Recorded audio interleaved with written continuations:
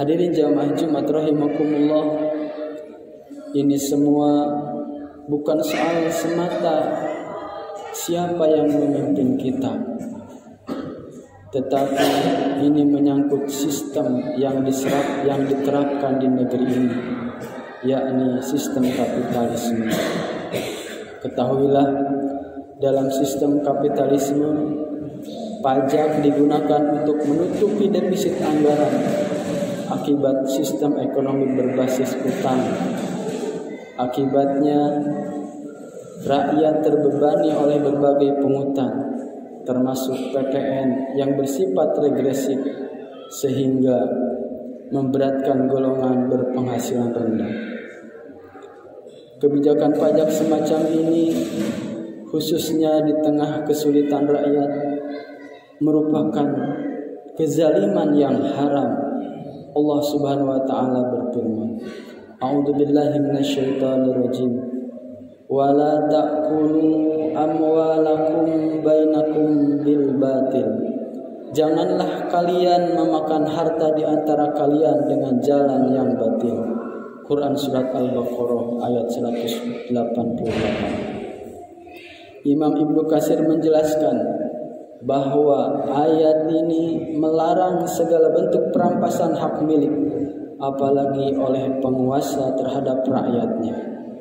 Rasulullah Shallallahu Alaihi Wasallam juga bersabda, tidaklah seorang hamba yang telah Allah beri amanah untuk mengurus urusan rakyatnya, lalu dia mati dalam keadaan memperdaya rakyatnya, kecuali dia tidak akan mencium bau surga. Hadis riwayat Bukhari dan Muslim. Dalam Islam, penguasa adalah pelayan atau pengurus rakyat, bukan pemalas. Rasulullah Shallallahu Alaihi Wasallam bersabda, imam atau kepala negara adalah pengurus rakyat dan dia akan dimintai pertanggungjawaban atas rakyat yang dia urus. Hadis riwayat Bukhari dan Muslim. Pengurus rakyat tentu tidak pantas memalak rakyatnya dengan aneka pajak.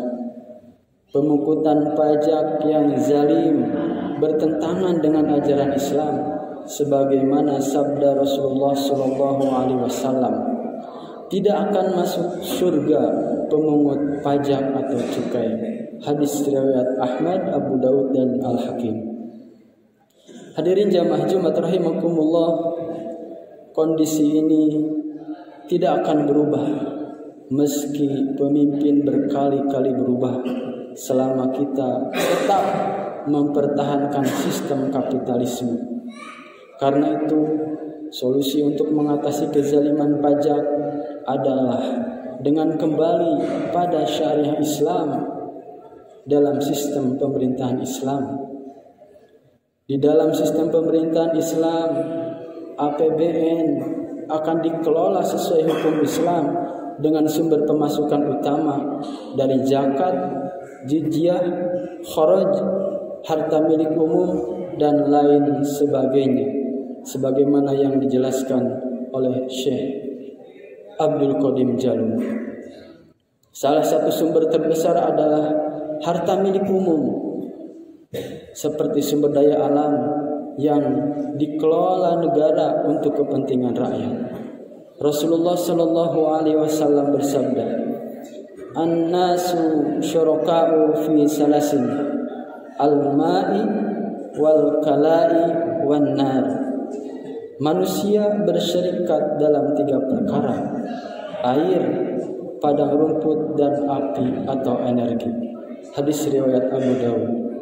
Contohnya, tambang yang melimpah yang dikelola negara harus sepenuhnya dimanfaatkan untuk kesejahteraan rakyat dan tidak boleh diserahkan kepada pihak swasta atau asing. Dalam konteks Indonesia, optimalisasi sumber daya alam memberikan potensi besar untuk pendapatan negara. Misalnya batu bara, minyak, gas, emas, tambang, nikel, dan sektor hutan serta kelautan. Jika saja dikelola secara efisien, akan dapat menghasilkan laba bersih 5.510 triliun, dan ini tentu jauh melampaui kebutuhan APBN yang sekitar 3.000 triliun.